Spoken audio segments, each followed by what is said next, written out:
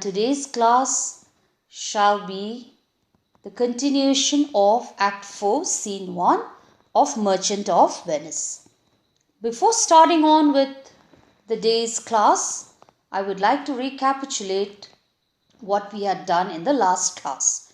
In the last class, I had explained to you how Shylock sharpens his knife earnestly, and Gratiano, after seeing that, he becomes very angry and he begins to tell Shylock that maybe now he begins to believe in the Pythagoras theory, according to which the souls of animals enter the bodies of men.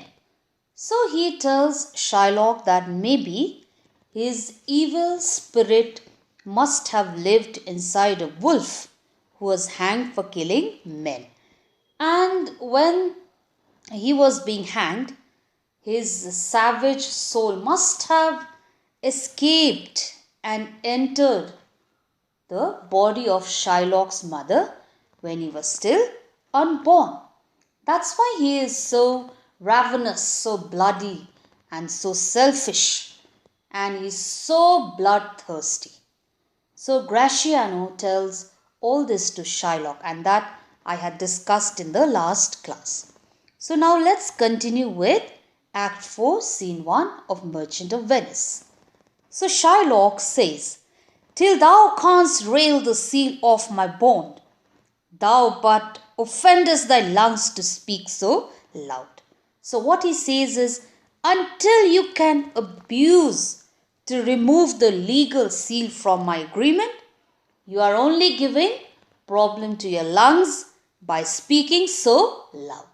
So as I've already told you, nothing can affect Shylock. Shylock is so stubborn that he's not going to listen to anybody at any cost. So what Shylock says is, unless you can abuse to remove the legal seal from my agreement, you are only giving trouble to your lungs by speaking so loudly.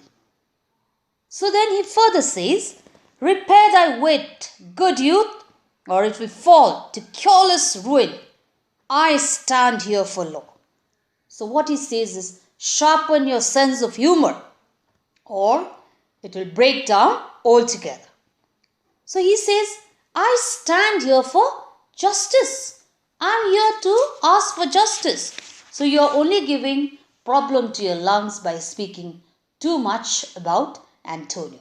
So don't do that, because I stand here for justice. I demand justice. Then suddenly the Duke interrupts and he says, "This letter from Bellario doth commend a young and learned doctor to our court. Where is he?" Nerissa says, "He attended here hard by to know your answer whether you'll admit him." So then the Duke suddenly says that the letter from Dr. Bellario recommends a young and learned lawyer to the court. So the Duke says, "Where is he?" Then Nerissa answers to him that he's just there, close by, to know the answer of the Duke, whether he will admit the lawyer or not. So the lawyer was patiently waiting for the answer of the Duke, whether the Duke is going to admit him or not. So the Duke says, "With all my heart, some 3 or 4 of you go give him courteous conduct to this place." So the Duke says, "Yes, I welcome him with all my heart. 3 or 4 of you go and bring him here with courtesy." And then he tells the officers to go from there. Meantime, the court shall hear Bellario's letter. So in the meantime, let's hear what is there in Dr. Bellario's letter. So now, Nerissa comes forward and reads there. "Your grace shall understand that at the receipt of your letter, I am very sick. But in the instant that your messenger came, in loving visitation. Was with me a young doctor of Rome. His name is Balthazar. So the letter says the Duke has to understand that by the time the Duke receives the letter, he would just like to say that he is very ill. But he even says, but at the moment the messenger arrived, he had a friendly visit of a young doctor of Rome called Balthazar. So though he is sick, but he met that young doctor of Rome called Balthazar. So doctor here doesn't mean the doctor who treats the sick people. Doctor here means the doctor of law. So he says, I met this young man from Rome called Balthazar. And what he did was, I acquainted him with the cause in controversy between the Jew and Antonio, the merchant. So what he did was, when he met that lawyer, he made him aware of the case between Shylock and Antonio, the Jew and the merchant. So Dr. Bellario, though he was sick, he put forward the case to Balthazar. So he told him everything. What was the matter between Shylock and Antonio? He said everything to the Balthazar. He said it. So now Balthazar was well aware of what was happening between Shylock and Antonio. He was well aware of the case between Shylock and Antonio. So that's why he said that.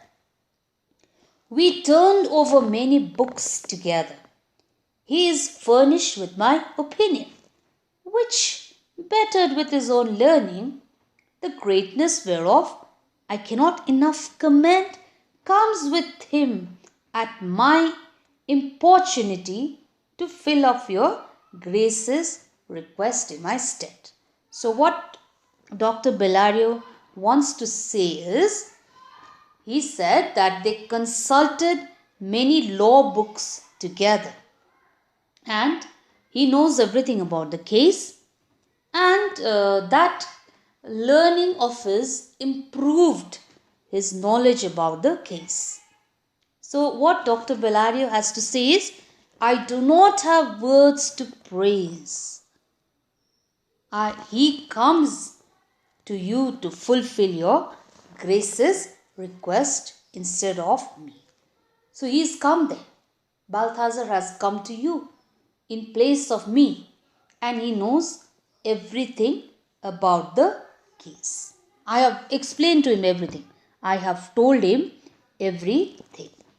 So that's why he said, he is furnished with thy opinion, which bettered with his own learning, the greatness whereof I cannot enough commend, comes with him at my importunity to fill up your grace's request in my stead. So that is why he said that. I do not have words to praise. He comes to you to fulfill your grace's request instead of me.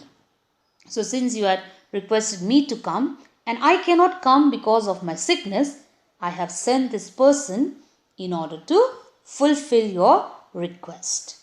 Because someone had to come. Someone had to come and fight the case of Antonio.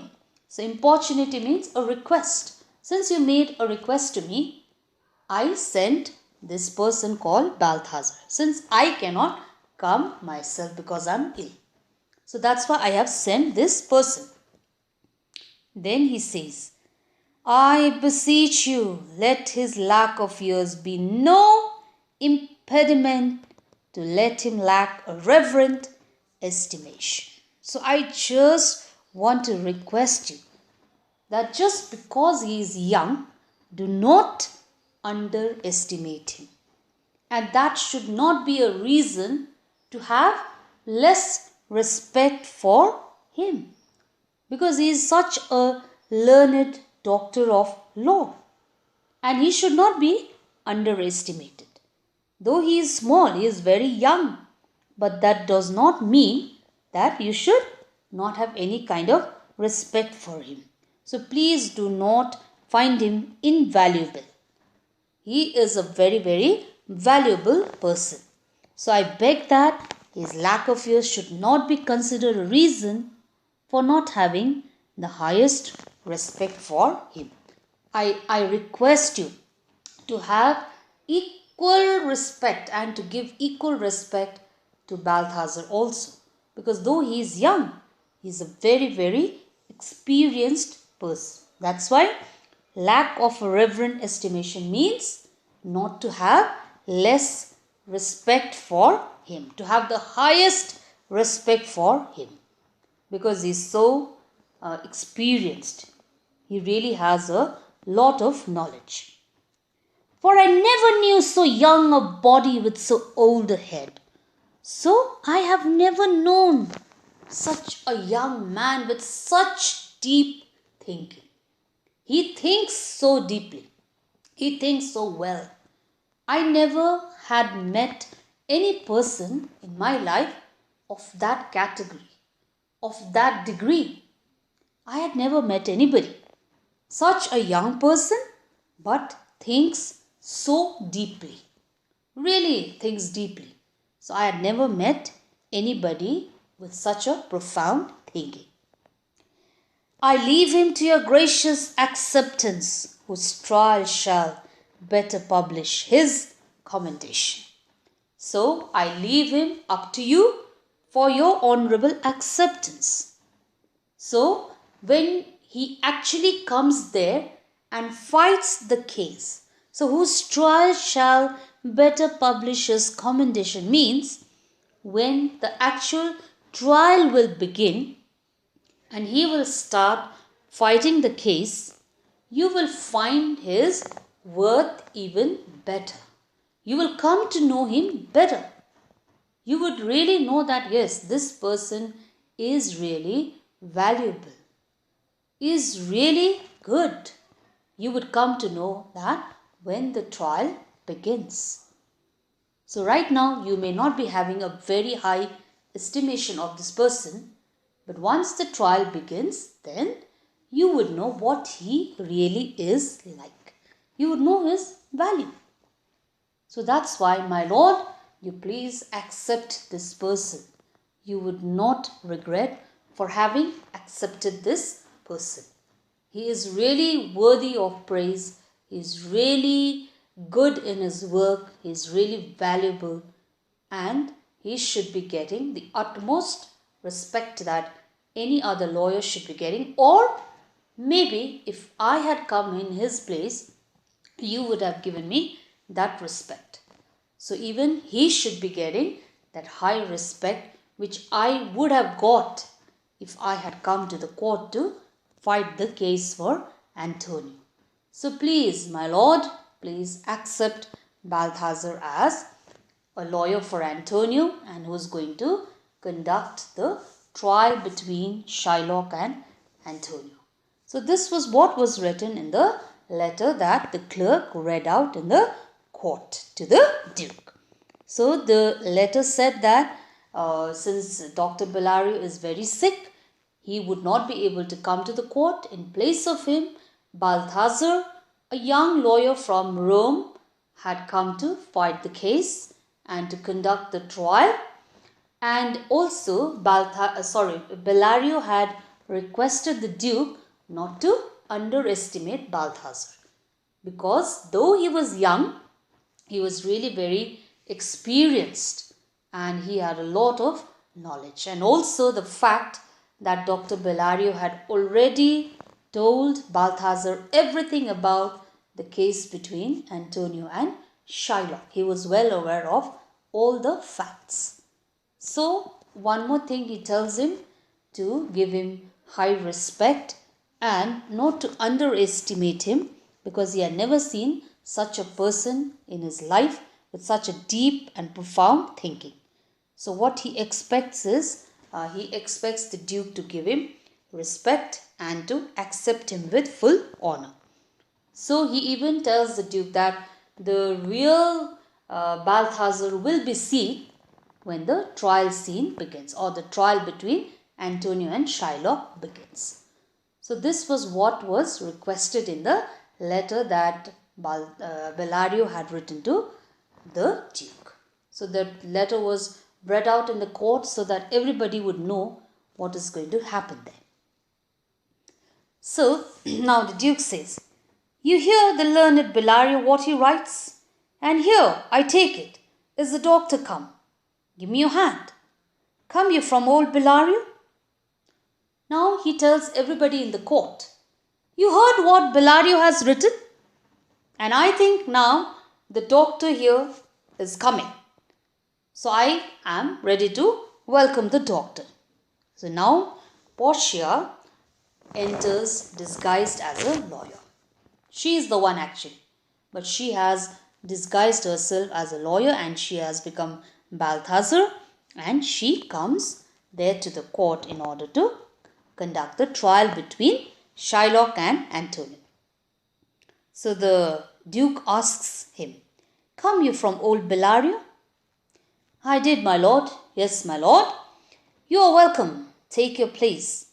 Are you acquainted with the difference that holds this present question in the court?"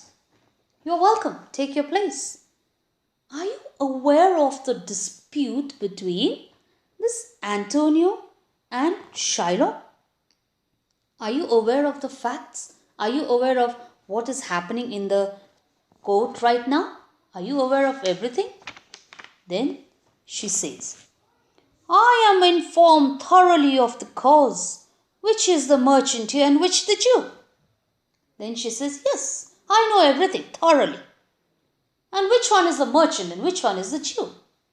I just want to know who is the merchant and who is the Jew." Antonio and Shylock both stand forth. So the Duke says, "Both of you come forward." "Is your name Shylock?" "Shylock is my name." "Of a strange nature is the suit you follow, yet in such rule that the Venetian law cannot impugn you as you do proceed." Then Portia tells Shylock, "Your case is very strange. The law of Venice cannot question you for the manner in which you proceed." And then she says to Antonio, "You stand within this danger, do you not?" Now you are in a danger. Are you not? Are you not in a danger? So he says, "Yes, Shylock says so. So I think I am in a danger." Then Portia says, "Do you confess the bond?" "I do." "So do you acknowledge the bond?" Then Antonio says, "Yes, I do acknowledge the bond." "Then must the Jew be merciful? Then should the Jew show you some mercy?" Then Shylock intervenes and says, "On what compulsion must I? Tell me that. On what basis should I show mercy? What can compel me to show mercy? Tell me that." So Shylock questions even Portia and he says, "On what basis should I show mercy? Why should I show mercy?" Then Portia begins to tell him, "The quality of mercy is not strained." Means mercy cannot be forced. Mercy is a quality which cannot be forced. Then she says, "It droppeth as the gentle rain from heaven upon the place beneath." So she says, it falls as freely as the gentle rain from heaven upon the earth beneath. So just like rain just falls naturally and gently from the heaven upon the earth, in the same way, mercy falls as freely as the gentle rain. So mercy is that quality which falls freely as the rain, gently as the rain. She says that it is twice blessed. So mercy is twice blessed. And how is it twice blessed? It blesseth him that gives him and him that takes. So it blesses the person who shows mercy and also the one who receives it. That's why mercy is twice blessed. It blesses the one who gives and also the one who receives according to portion.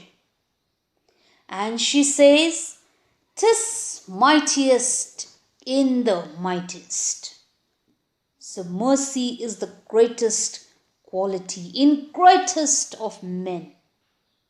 Then she says, "It becomes the throne monarch better than his crown." So it is nobler than the crown worn by a king. Mercy is that powerful. It is even more powerful than the crown which is worn by a king. Then she says, "His scepter shows the force of temporal power, the attribute to awe and majesty." So what she says is, his scepter. Scepter means the mace which a king carries.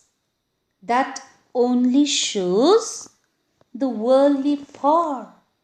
Attribute to awe and majesty means just creating fear and respect among the people. Just because he is a king, people respect him.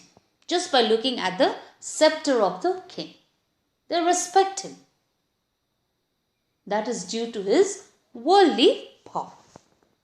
Then she even says, "Wherein doth sit the dread and fear of kings, but mercy is above this sceptered sway." But mercy is above this worldly power. Mercy is above everything. It is enthroned in the hearts of kings. It's an attribute to God himself. It exists in the heart of kings. It's a tribute to God. And the kings themselves become divine when they mingle with mercy. So it's an attribute to God himself. Earthly power doth then show like as God's when mercy seasons justice. And the kings become divine when they mingle justice with mercy. Therefore, Jew, though justice be thy plea, consider this. Yes, I know, Jew, justice is your demand, but consider this, that in the court of justice, none of us should see salvation. So I know you are demanding for justice. But if we were to be judged by God, and if we were to be given justice by God, none of us would be saved. None of us would be saved. If God had to really judge us, then none of us would be saved. We would all fall under something. We would not be saved. So we do pray for mercy, and that same prayer doth teach us all to render the deeds of mercy. So if God had to really judge us, then none of us would be safe from God. We all would fall prey to God's justice. That's why, though you ask for justice, but remember one thing, that same prayer doth teach us all to render the deeds of mercy. So we all pray to God for mercy, and that same prayer teaches us to show mercy to others. So that's why learn to be merciful yourself. Because if God had to judge us, then none of us would be saved. None of us would be saved. That's why before doing anything to anybody, you see even yourself. That's why we all pray to God for mercy, and the same prayer teaches us to show mercy to others. I have spoke thus much to mitigate the justice of thy plea. So I have spoken so much to reduce the harsh justness of your claim, which is to be followed. The strict course of Venice must needs give sentence against the merchant here. So this court of justice will have to pass sentence against the merchant here. So I have just spoken so that you may a little bit reduce the harshness of your justice, of your claim. But this court of justice will have to pass sentence against the merchant who is present here. So this is how Portia explains to Shylock about mercy. She says, mercy drops as a gentle rain from heaven. She even says mercy is twice blessed. It blesses the one who gives and the one who receives mercy. So she even tells the Jew to be a little merciful. And she says, see, we all fear the king because of the worldly power he has.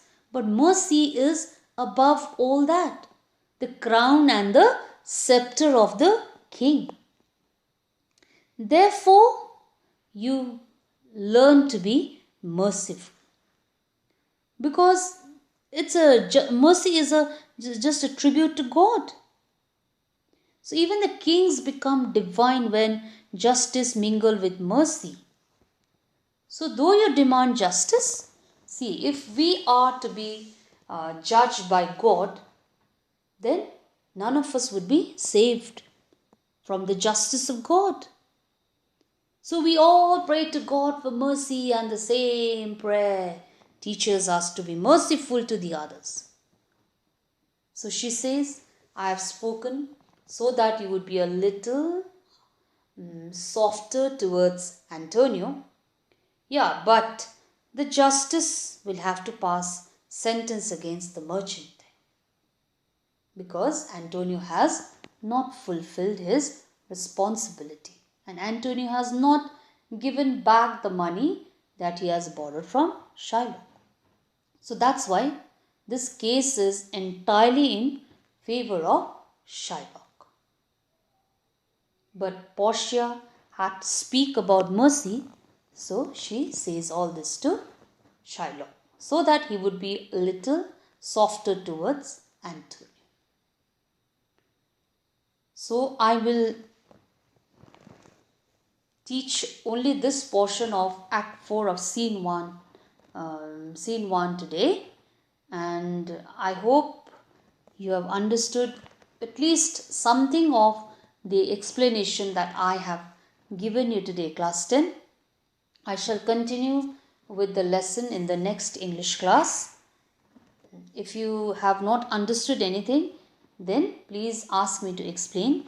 I shall explain it to you. Okay, class 10. So with this, I wind up the class for today.